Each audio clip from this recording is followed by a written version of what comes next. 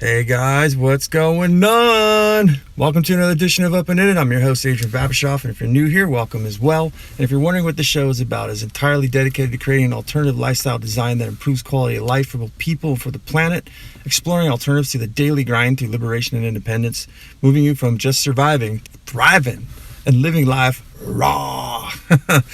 Okay, it's episode 115, and it's Essentialism. I want to keep on the ball. We did a whole bunch on gardening. We got some more coming for you guys, but I thought we'd mix it up here a little bit. And I wanted to talk about this topic of essentialism. This is, for those of you who don't know, we have things like minimalism and things like that to help your lifestyle design, basically lifestyle design tools.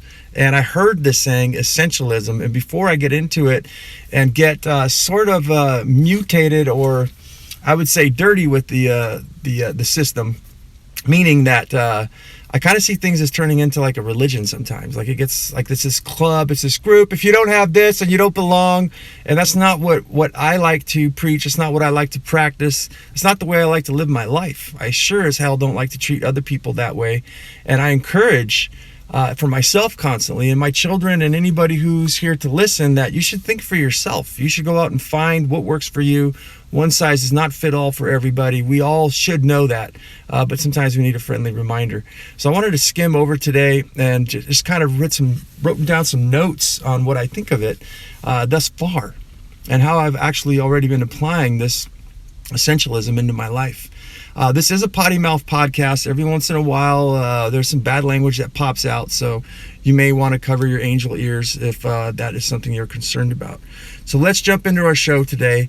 And as I opened up with here, we have minimalism, we have essentialism, we have all these different isms, all these different things. And why do we need to name it? How could you name it?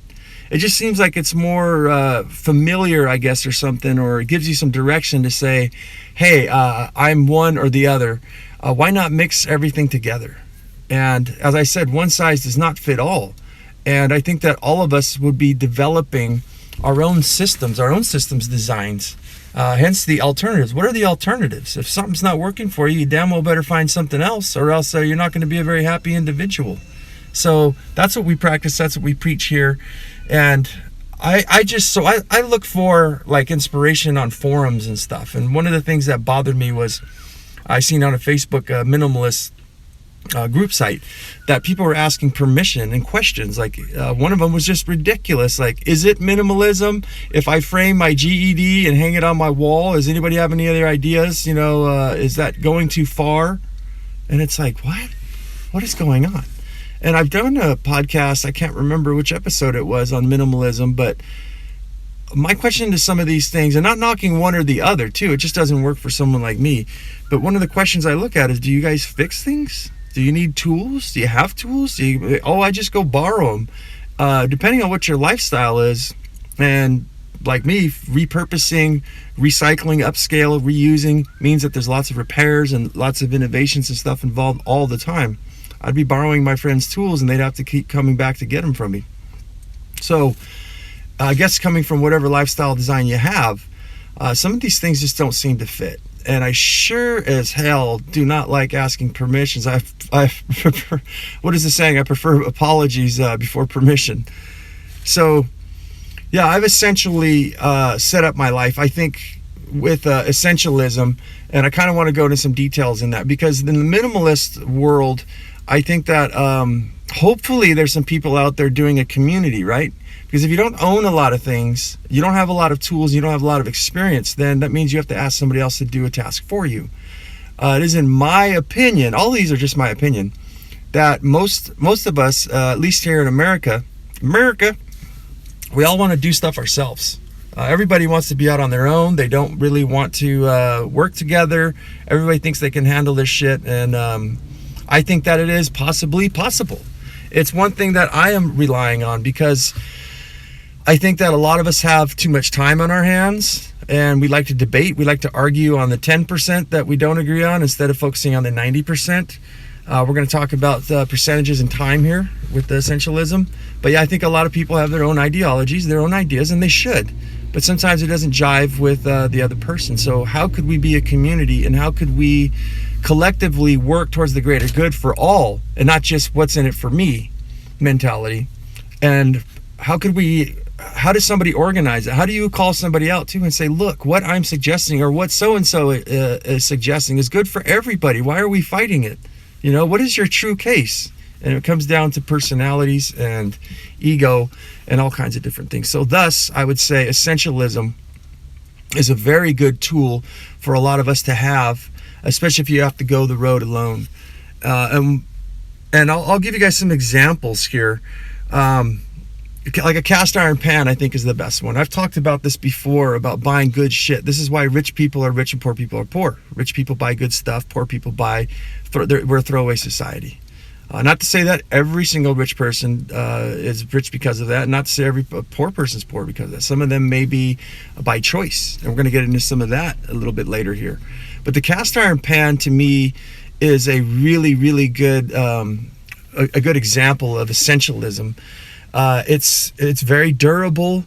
It lasts. I mean, they've got stuff from like the cowboy days, guys, like 1890. You know what I mean? And ridiculous. These pans are going for like $400 or $500. But cast iron pan is something that you'll use for the rest of your life. Instead of buying those, and it's non-toxic and it's non-stick as long as you get the practice and you know how to use it. It may be a little bit more elbow work than, say, a toxic Teflon pan. But in the long run, it'll last you the rest of your life. You can defend yourself with it. Ask Tangled. What was that movie? Disney cartoon. She hits the guy with the frying pan. You can defend yourself. You can cook stuff. You can shield yourself. You can, you can dig dirt with it. You can do all kinds of things. It has multiple uses if you can see those the possibilities in it. And just as right now, which is nice because we're not driving to work. We're giving you a nice, good, quality, clean podcast in my 1996 F350 7.3 liter diesel pickup truck. And that's my mobile studio. And today I'm taking a little break from work and getting you guys another show here. And the same with this truck. A lot of people I see, mostly older people who know what these vehicles are. You can rebuild this truck for the rest of your life. They offered, can I buy it? Sell it. If you're selling it, I'll buy it. I got neighbors telling me, dude, put me first in line if you ever want to get rid of it. So it's very handy. It's definitely not a chick magnet, especially with my pizza cutter little wheels. But it's something that serves me very, very well. And I think on the topic of essentialism, those are the type of things that we should really strive to get to really get that in our mentality before you make any purchase. Really think, is this essential to my survival? Is this a good investment? A lot of the big wig money people are going to tell you there's a difference between assets and liabilities. Investing in something that's a liability, it's not going to really pay you back. A liability is like a brand new car or something. So the moment it gets off the lot there, it depreciates. So something ridiculous like 15, 20, maybe even 30%, maybe I think even 40 was something ridiculous. The price that you paid $50,000, that truck's now worth like 40, so stay away from these liabilities. And I think when I speak of these things to people I know, they always say, oh, you're just after money. You're talking about money. I'm like, no, we're talking about life. And I think business strategies is perfect in life because it's almost the same thing. We're just seeing it as money. But if we look at the strategies, as I said, a lot of people are focusing on the wrong things. They start looking at the government and, this whole coronavirus stuff. And this is out of our control. We're panicking. It's like, what can you control? What could you do? And better than that is the power of observation.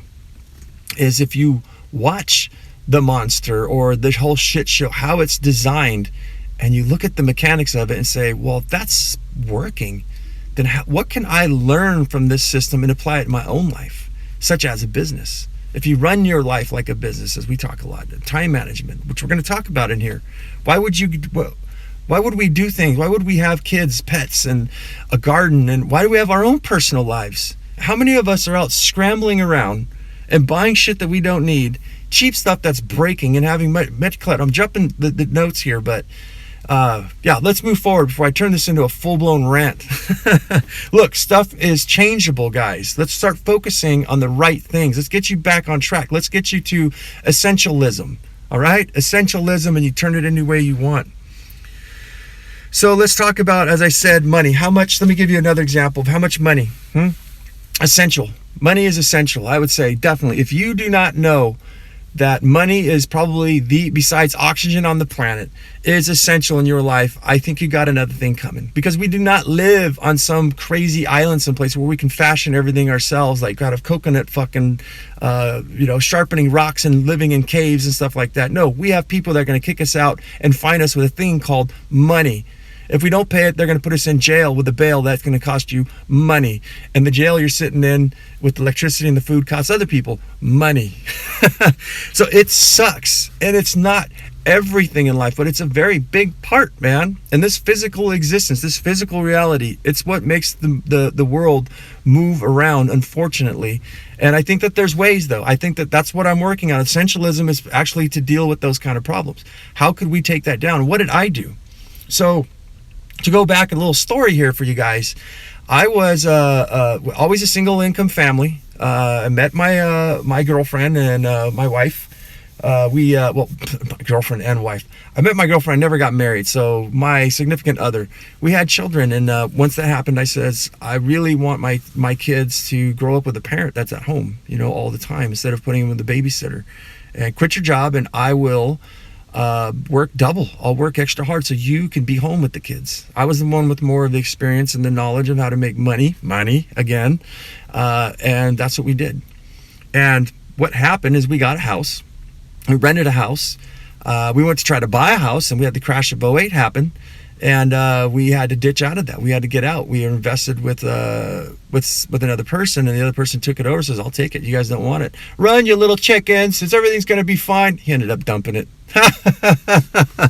It made me lasted like 2-3 years, and then it was like, yeah, that's why we said let's all work together to dump it, but nobody listened. So we went to rent a house, which took us down even further in costs. We moved to the state of Oregon. We tried all kinds of different stuff, and our lifestyle cost us a lot of money. And I just sat there one day looking, going, man, I just got to make more money. I got to, we're not surviving this way. So I worked very hard to throw more money at the problem, to fill that cup up, even though to patch the boat, even though leaks were springing all over the place. So what I finally learned, the best move I ever did, was get out of a house, move into an RV. And this is stationary RV. I've been stationary RV, meaning on people's property. I've been stationary RVing now full-time in an RV park, legit, which you can live. I did a whole series on these things. But let's take a look at what happened here. My rent went from $2,200, Sunnyside, California, San Diego, North County, California, to over $2,000 a month, guys. I went from $2,000 a month to $850 a month. You see what happened? We had to drastically change our lifestyle. It was very cramped. It was no longer a 3-bedroom house on 5 acres, with tons of land to practice permaculture and shit, to do whatever I want. And it was beautiful. I loved it, but the cost was killing me. I also ended up separating with my significant other, and I saw that coming way beforehand. And now we live in an RV, and I don't want to turn this into our full-blown story, but she lives in an RV down the park for me, and I live on the other side of the park, and our kids get to go back and forth, and it's our overheads down low as far as we can go until we are able to get ourselves back on our feet to do our own business the way each individual wants. What I consider as essential in life is different from what my significant other thought. So they're out doing their thing, I'm out doing my thing. I'm paying pretty much 100% for my kids. I'd say like 95%. I don't know, the majority. So again, money, when it comes down to it, who's bailing everybody out? Who's the one handling it? This guy. Again, I don't want to turn that into a rant, but I want you guys, the point I want to make here is, see how manipulable everything is? We took our shit down very, very low. All right. Well, I say I did. Made the decision to do this. And guess what? My lifestyle completely changed. So to get you guys inspired, this would have been my 6th or 7th year. I just lost count of mini retirements, meaning I only work about 8 to 9 months out of the year, and I take 3 to 4 months off. Me and my kids usually travel. But here in the first week of August of 2020, by the way, is when we're filming and recording this. The COVID thing has stopped that. And even if the COVID thing was going, I'm setting myself up to get out of this RV and move into something a little bigger, I think. But the point was, I just wanted to share with you guys of how manipulable that was, how I looked at my life and said, I want more time and I want to take more time off. And it worked.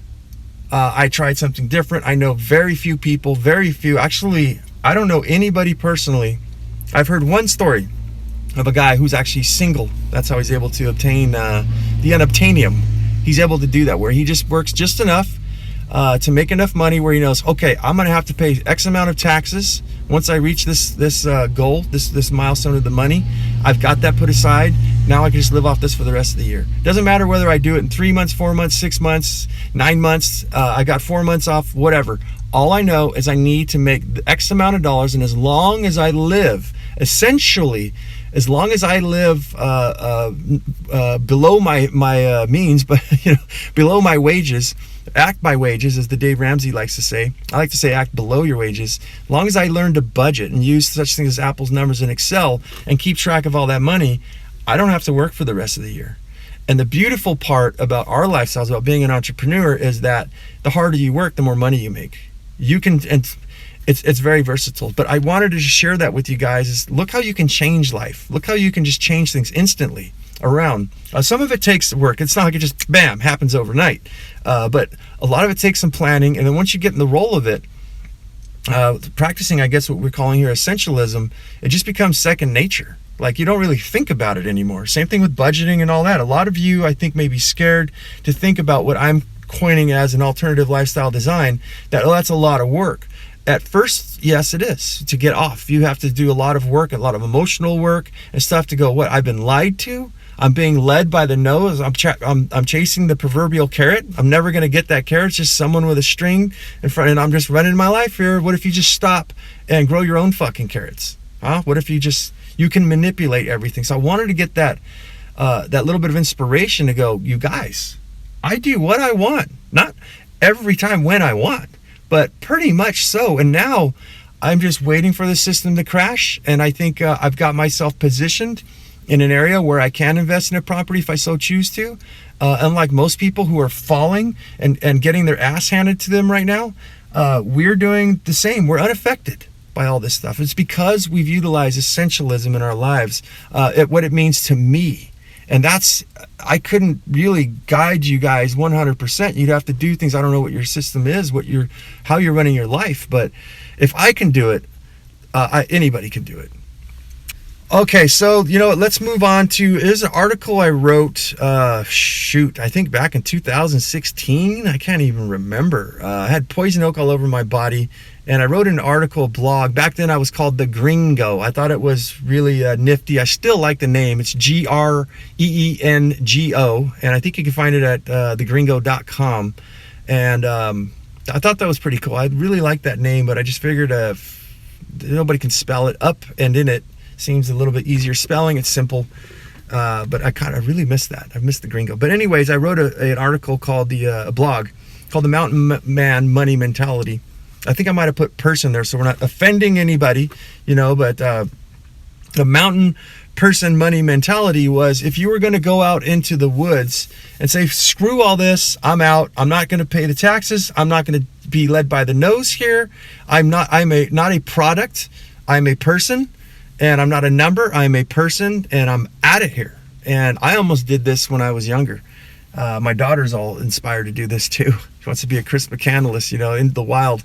But the thing I wrote in there was, what's the difference whether you were going to go out to the wild? Let's talk about that first in contrast to the concrete jungle. So if you were going to go to the wild, you'd probably want to get yourself a horse or a mule, like a pack mule, to carry all your stuff. You would need a lot more than what you think. And if you study the old mountain man ways, you've had to have a nice rifle, and we'll start with that because you need to hunt your own food, or a compound bow, whatever it is, or both, in case you ever run out of bullets. And what would you buy cheap shit like at, say, Walmart? Knowing that this could leave you starving, that you could die. This is essential, the word essential, to your survival. Do you think it's smart that you buy a $50 rifle or something like that? Or do you think that it warrants some research into buying something that, say, maybe as a rifle is $1,000, but this thing's made out of some sort of steel that's anti-rust. If it does, it's got a thick barrel too. When you shoot multiple rounds on it, the barrel's not going to warp on you. Learning all these things, I got a scope that you can drop off a 50-foot cliff. It's not going to break. If my scope does break, maybe I got iron sights, so I can at least use that. I need to know how to store ammo. I need good ammo. I don't know if a lot of you guys know. For those of you who have experience with firearms, there's duds all the time. You go to shoot, it just goes, that's it. And some people have their preferences, just like Chevy, Ford, or Dodge when you're buying a truck. Some might want Winchester or Remington or whatever. They have a preference of which type of ammo to buy. But I think that it warrants that you would buy good ammo. I think that you'd buy a good hunting knife to undo knots and cut ropes and pick shit out of your teeth, wave around, pick your toenails, carve "I love the world" on a tree, stupid shit like that. I wouldn't endorse that, though. I hate when people write on trees. But yeah, you could see I'd want a great tent, like a 4-season tent, because I wouldn't know where I'm going. I want something that's going to last in snow, and I definitely would pay a really good money on something. What if that thing tore open in an ice storm or in the weather and you got wet? So you see, I can give you guys a whole entire list here, but you would change, your mentality would change completely. You would buy really, really good stuff, a really good horse. You wouldn't go buy a deal that's, I got this donkey. Why spend $500? I got this donkey that's 10 years old and gray-haired and skinny as a bone for 50. It looks like it's going to croak over. It'd leave you stranded. Now this was the thing. I thought it was so simple, but a lot of people enjoyed the article. And then we look at us in the concrete jungle. We don't need a horse. Well, you'll get a ticket probably from riding a horse in the middle of the street, but we have cars, and we buy these cheap cars, and we depend on this car to get us from point A to point B, whatever it is that you're doing, whether you're an entrepreneur or you're a worker, a 9-to-5 worker. What happens when you can't get there? Maybe you could take the bus. Maybe you can do something. It's going to leave you stranded. Where's the money going to come to maintenance? Why would you not buy something that's very reliable and very good? This is something like a car to me. First of all, I would never really own a car. The closest thing if I didn't own a truck would be a van. I don't think I would ever go down. I like to fix things. I like tools. Unless it was, I don't know. I could never say never on anything, but I just don't. A car is a passenger seat, a passenger vessel. That's all it does. It serves one purpose. But if you are and you need that thing, why not get something good? If you're going to buy a suit, buy one suit. Buy a really good suit. It's going to last you for a long time. Get yourself a cast iron frying pan. Buy the things that you essentially need and only what is essential to your survival. Live in a room with no fucking couch. Just a little fold-up chair that you can take with you to the beach. You can put in your trunk. You can take it to a friend's house when you go to a party. You can eat dinner on it. You can do all kinds of stuff. Live simple. Live below your wage. If money is so important, then why do we invest in these things that are non-essential in our lives? Why don't we take the mountain man money mentality and apply that to the way we're living now? Only get what you're going to get. And if you are going to venture out there, live way below your means, save your money. Instead of a $100 rifle, let's get the $1,000 rifle that we know is going to be more reliable, and that's going to last us a lifetime. And then we make a move towards wherever it is that we're going. That sets you up. I think that I have a certain amount of success doing that. I went under the wire for so long. I worked my ass off. I did not spend my money on movies and things that, and entertainments and stuff, although sushi is my weakness. But I spent many years perfecting that work and educating myself. Life, it kind of reminds me of your phone, your dummy little box here. People talk shit saying that social media is hurting people's lives. You constantly on YouTube and Facebook and Instagram and TikTok, and you know what? There's beautiful, awesome information on these things. It depends on how you're wielding it. How do you wield your life? What are you after? I say shame on everybody who talks shit about social media and everything. This is the best time to be alive ever. You can pick this thing up. You can literally save lives. You change your life. I've listened to podcasts.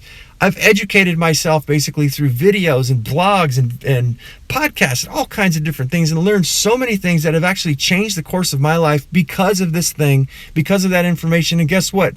The majority of it is free. It is free. Can we just fathom that for 1 second? It's free. There are people like myself out there putting out information for fucking free. And you're not going to go grab it? I mean, think about it for the essentialism for a second, guys. Could we safely say that YouTube and all this information we have from the internet is so much better than going to like a encyclopedia?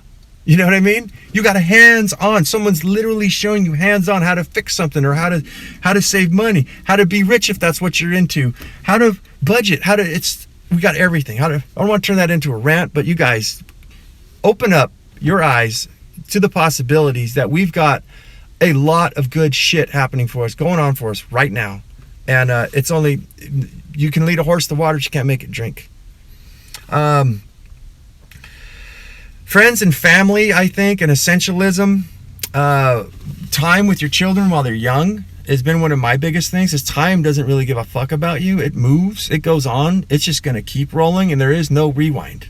And I think it's very essential part of our lives to enjoy our children while they're younger, to spend time with them, to put the time in now. As me and Mama Strega, my mom, we talk about, if you don't put the time in now, you're definitely going to put the time in later. And I have some people, I don't want to name lives, but pretty much I'd say, I guess you can call them family members. They're part of my other side of my family. And they've got, one of them has 5 children. And guess who's taking care of it? His mother. The grandma is taking care of their grandchild. The other 4 are in foster care. The other one, the father, is taking care of his grandson, which the other person took off as well. So both parents are taking care of their children's kids. I don't want to judge here, but I think that maybe, 1 out of 3, maybe you kind of screwed up, whatever, but you got 2 out of 3 that screwed up, and, maybe you didn't put the time in, maybe you didn't educate these children, and maybe, you didn't spend time with them, and time has passed now, and now you're paying for it. And that's got to be the worst thing. And I think for me, the worst thing is personal regrets. It's nothing that anybody did to you. It's what you've done to yourself. You had children, and you didn't spend enough time with them. You didn't take them out camping and just talking to them and doing art and expanding their minds and turning them on to all the beautiful possibilities out there.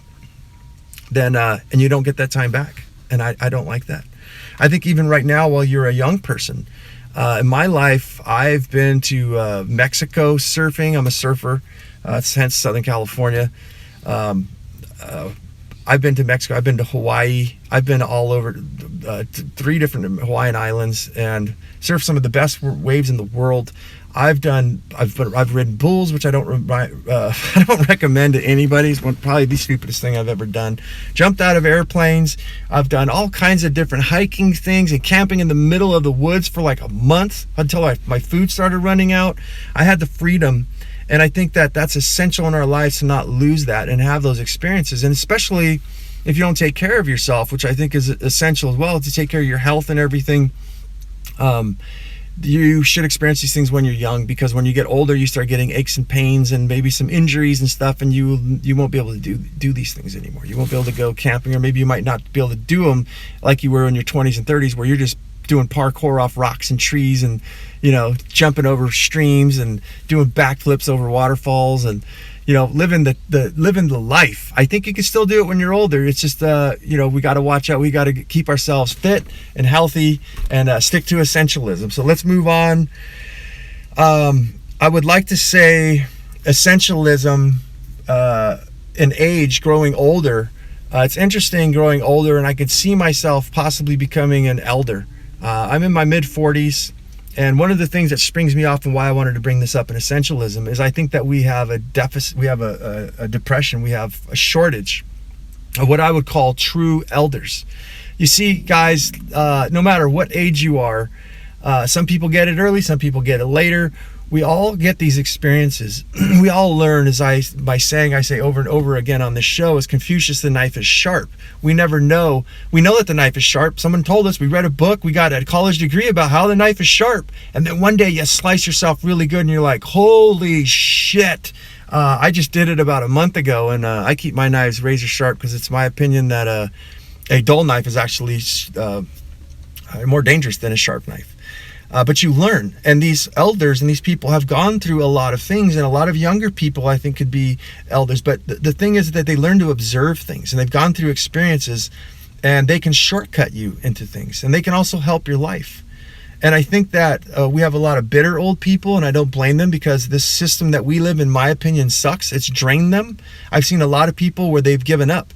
They've just given up. They're on pills. They're taking alcohol. They're smoking weed every single day. And I have nothing against, I don't like the pills. I do like to indulge in some recreational alcohol. And maybe every once, it's very difficult for me. I prefer alcohol over weed. But I just see people getting so inebriated with not just these substances and stuff, but just life in general, where they've given up. And I think this is my observance. And I think that it's very sad.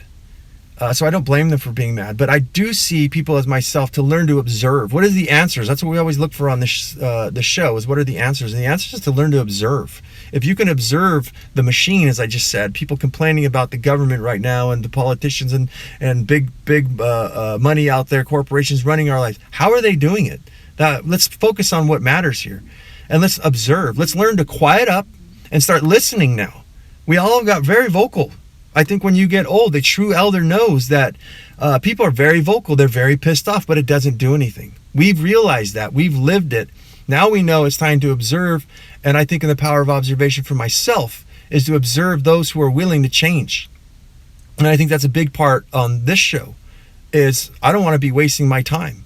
I want to be talking to somebody who wants change, who actually wants to put in the work, who's actually willing to step out of their comfort zone and to really take a good look around them and say, is this serving me? Does this feel right? Is this good for me? Is this good for the earth? Is this good for the environment, for my community, for everybody? Mainly, the first part for myself, for the well-being of myself. If you're not willing to work on yourself, and you're not willing to be observant and start listening more than vocalizing all the shit that's going bad, and just observe that, then I think that you've lost the true power. And I'm going to spur off here real quick, because that's what somebody very close to me was very upset about. And they said that they feel like their parent is not supporting them, and they were crying. They were very upset. And I says, well, I support you, right? And the person said, yeah. And I said, but you know what? It doesn't matter whether I support you or not. It doesn't matter whether anybody supports you. You got to support you. I've said this on the show before. I believe in you, but the hardest part that you need to figure out is to believe in yourself. And I told the person, I said, you're already losing. And even though they're upset and crying, I said, look at it and tell me this doesn't make sense. You're putting all your attention on getting support from other people. It's good to listen, especially to your elders, as we brought this up. But if you're relying on the support from other people, things change. People's ideologies change and everything, and who gives a shit? If you feel like you have something in your life that is right, that is working for you, and you feel like you're on the right track, you shouldn't need the support of other people. You need to learn. The majority of people will actually do the reverse. They will bring you down. And I've experienced this long in my life. That's my observance. And I'm very quiet and meticulous about when and how, most of the time, on how and who to speak to. Certain things are reserved. And after watching a lot of people, you get to know who's who. But I think that as this person, I told them, you need to know who you are. You need to zero in, figure out whatever it is that you want. Be you to your best ability. Don't look back, and especially don't give a fuck what people fucking think about you. You're already losing if you're upset. These people are nothing. Parent is something, I would say. Family members are something. But even then, it doesn't really matter, man. There's people out there besides family that will support you and actually be closer, I think, and less of troublesome. You just got to find the right people who have the right minds, who are willing to do the work, who are positive and not negative Nancy's, negative nannies out there, and focusing on what they do have control over and what they can do, and not being afraid to fail and look stupid and keep on their life. So that's the rant on that. We went off the rails. I'm getting old, guys. I start getting pissed off. You see that? We just start yelling. Give me a microphone, a bullhorn, put me in the crowd. I'm going to get in trouble. Observing and listening and learning. We're always learning. The saying I love the most, I think it's a good constant reminder, and I want to remind you guys here today, it's not about the destination, it's about the journey. We don't know how you can take your hands and open it, close it into a fist. There's just certain things that science can't even explain. Science goes into a atom, and then when they've traced everything down to the center of the atom, all they find is light and energy. So therefore, and everything's made out of atoms. What? Wait, what? Everything's made out of light and energy. So we don't know. We're always learning. I don't want to go too far off again and get crazy on you guys, but look at, it's about getting yourself on this journey and enjoying it to the best of your ability. And I think that the destination is finally when you lay your head down for the final day and you can't do more. And I'm hoping, I feel that now, and I hope that I maintain this, as the people I said that given up, they're just waiting for the destination to come. They're just waiting so they can lay their head, close their eyes, and rot. To me, I feel like there's so much more that I want to do in my life, that to give up, to lay down, to reach, I never want to reach the destination. I want to constantly keep learning. I'm hungry, I'm thirsty, I'm having fun. And I think that's the way we need to reset this whole thing. We need to live. These are essential. Happiness is essential. I think we can agree. I'm going to get a better, I want to hear from you guys, what you guys have to say on this, but I'm just giving you guys off my notes right now without even looking into essentialism. I said I don't want to get polluted. I just kind of want to bring it out from my perspective so far. And the last one I want to tell about about growing old, and I think this could be in younger people too, is just basically the art of storytelling. And there's a thought I had. See, I'm a weirdo. I get thoughts in my head every day, like 1,000 of them. Some people probably say I have DDD, ADD, whatever, DDT, blah, blah, blah, blah, blah. But I got this thought in my mind about the power of only a few elders in my life. When I asked a question, they always came back with a story. Basically, it was, I can give you guys an example of one I can kind of recall, was about buying a home. And the elder started off, was like, man, this guy was married 3 times. And he got taken for his first home and everything, and he paid off stuff. Then he ended up building his house from scratch. After everything was all said and done, he kind of set up his life and everything and got married again. Ended up getting in a divorce and everything, but he was able to keep his house this time and do it. So he was telling me this whole story. It wasn't really, it was about getting how to get a house, how to buy a home, whatever, but it also was weaved in a story about marriage and how all that can get ripped away from you. And it was in story form, and it wasn't directed at me personally. Hey, son, you better watch out because of this or that. You see where it goes? And you learn multiple things if you're able to hear. If you're able to listen to someone's story, they're teaching you like 5, 10, 15, maybe even 20 different things throughout that story as you recall it later on in life. And you're like, oh, I see what he was saying. So I think it's very powerful to learn the art of storytelling and express that to your best ability and use it as a muscle. And why just give the whole thing out? Just like art, music, painting, stuff. Like we all like Vincent van Gogh, we like Picasso, we like Nirvana, we like the Beatles. Some of it's offsetting. We don't even know exactly what it means. It's like poetry, so it keeps us always guessing. We get something new every single time. Lighten up and make life fun. I want to move next into your spirituality, sort of ish. I've told you guys we're getting a little Twilight Zone-y on you guys. Daydreaming, sleep. What does it do? It resets your mind. I think it's essential. We have a lot of people in the entrepreneur world saying, live off 4 hours of sleep and just work. Just go do it, But for yourself, I think daydreaming is I'd say, like, quickly, you don't even need drugs, people. Those of you addicted on drugs and stuff, all you got to do is close your eyes. All you got to do is go into dreams intentionally. I know this is a little weird, but I learned this from my grandpa. Like, he would just sit there. He was, 86 into his later 90s, and he would sit there and he'd just put his head down and close his eyes. And I talked to him. He's like, I'm like, are you still awake? He's like, yeah, I'm just sitting here. So I practiced it one day. I just joined in on him. I'm like, just closing your eyes for 10 minutes and sitting like that actually resets you, resets your energy. But dreaming is very important as well. I think that it's a psychedelic, it's a spiritual thing of messages that if you practice this and exercise this, that it will actually tell you stories about what's going on in your life, what's happened, how to deal with it, and for you to comfortably actually confront your demons, if we want to say that, or good things and just ideas, and kind of play with them in a safety zone where it's like Alice in Wonderland. It's a dream area. It resets us from reality, and I think gives us a break. And I don't think that we need drugs. We just need to learn how to use that. Create a visualization. Create the reality as you prefer, as we just said earlier. When scientists go down, it's right. You guys can look it up for yourself. There's nothing in the center of an atom but light and energy. That means that everything's manipulable. I don't think that we could fly like Superman, but I think that our emotions and our energies and our ideas of what we need, what we don't need, is manipulable by just to take full acceptance and full responsibility, I would say, and recognition that, look, you are an individual. You have everything you need, and you could do anything with it. You just got to put your mind to it and be able to do and be willing to do the work and create the life. Close your eyes and create the life that you want. I just did one a podcast about 4 or 5 back there, story of Mike Tyson. He says, I visualize myself as the champ before I was the champ. How can I handle being the champ if I don't know how to be him when I get there? So he made it beforehand. Oh, it's getting warm here. I've got to get to work. I want to get you guys time management very quickly on business. And in business, they, again, remember I was telling you guys, Essentialism, your lifestyle design, you can learn a lot from business. And in business, they say to focus on 80% of the things that are working. So meaning if you're going to try new things in your business, or you're going to try all new business, try a bunch of them. Try 2, 3, 4 different types of things. And these all tie in together as the same. The one that starts working, you double down. You go 80% on it, okay?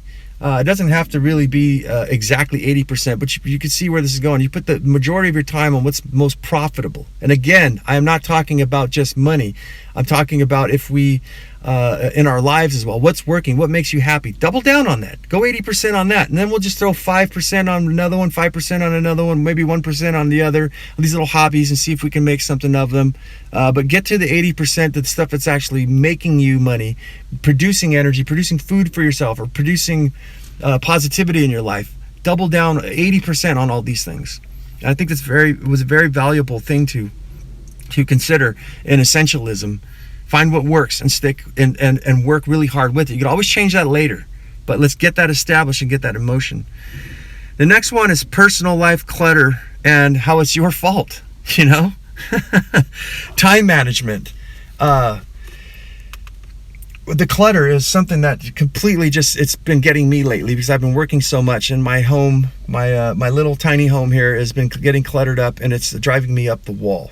I have managed my time. I'm putting 80% in what's going to possibly get me an internet business, how I can take care of my kids by myself. And because of that time, I've shifted it into 80%, I think probably like 95% into what's working. How can I get this off the ground? How can I start making money off of it, to just completely neglecting my home almost completely and entirely. Except for hygiene. I am big on the hygiene thing. We're scrubbing toilets and things. But yeah, things got wrecked. But again, it's my decision on how to respond to that. And I know that it's nobody else's fault but my own. The other day you guys ever getting that thing where you're like, you motherfucker? You're grabbing stuff, things are falling off the shelf. You got, something falls, hits you in the toe. You bend over, pick it up, hit your head on the cabinet door, and you're just like, oh my God, I'm going to lose it. But you would lose it to what? It's your fault, asshole. I tell myself, you're the one who didn't clean this all up. You're the one who put the attention here. Guess what? We could always change it, and we could do things different. As I spoke about children, moving on next is my latest dog that I had in time management. And that's why I don't want to get another animal. As I preached before, is that having a pet, having anything in your life, can you handle what you have before you introduce something else new? And it's very, as far as an essentialism, I love my dog. She was very close and dear to my heart. But the time to raise another one, I've said this on the podcast before. It took a half-hour walk in the morning, a half-hour in the evening. I wasn't even proud of that. My dog sat in a small 20 by 30-foot area all day waiting for me to get home from work. And when I got home, she got to come out for a half-hour here and a half-hour there. But I looked at that time, and she deserved. Plus, we need to spend another hour just bonding. I'd sit there and pet her, clip her nails, and tell her I love her, look in her eyes, lay down and snuggle with her. And so my dog took like an hour and a half of my time every day. Let's just simplify it, put it an hour, 7 days a week. That's 7 hours. Let's actually make it more realistic. By the time I feed my dog every day, even with the water automation and stuff like that, it ends up being easily over a complete working day, 8-hour day at minimal, I am spending with this animal. So that means if I just decide to do this 1 day a week pet thing, that means Saturday from 9 to 5, I'm booked. So you see that? And essentialism in my story, in my way here, I'm looking at, you need to find how you can manage your time so that you can put your energy to the essential things. If I ever get a pet again, and doing this thing, this essentialism-ish stuff, the way I want to design it, I'm going to design it where I have that time to be with my pet. And I'm going to design something where I can take my pet with me to work. I did a really cool thing where I designed a PVC plastic fence. I think that's on the Gringo show, who I used to be in the past. And I think I show how to make them and everything, but it's lightweight. I open it up so everywhere my dog would go with me, I had this nice, at least giant playpen for her. She didn't have to be tied up running around, things like that. I want to be there present. I have a special needs kid right now, so I feel like I owe it to her. And I also have an older daughter who's, will probably be flying the coop as soon as she can, and I want to be able to get that time in now before it's lost forever. Then I will essentially get a pet, and I have the time now. I only have one kid that I have to take care of now, and now I can fit in maybe a dog into that. So utilizing these things to their best potential. I want to leave you guys with what is called being a seeker. This is the end of the show, guys, but I want to end it with being a seeker. There's a guy by the name of Sadhguru. My mom's really into him, the Mama Strega. And I dabbled. And one of the things he's calling is there are people that are called seekers, and these are people who just keep looking for things. They keep moving. Basically, they're a seeker.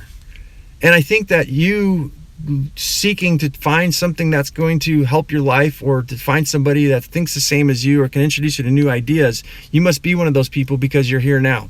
You've scrambled through. You can watch all kinds of different stuff, funny fart jokes and shit like that, but you come to a show where we talk about how to get out of the rat race, how to set yourself free, how to do things different, how to think for yourself. And I think a lot of that has to do with being a seeker.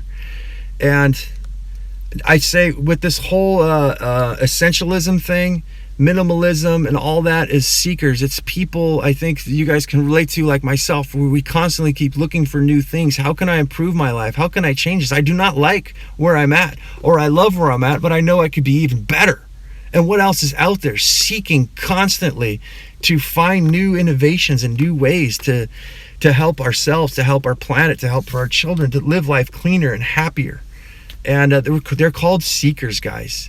And I think that you guys are possibly a seeker, and I think if you're not, you should consider seeking out what makes your life better and how you can live a happier, healthier, nice life.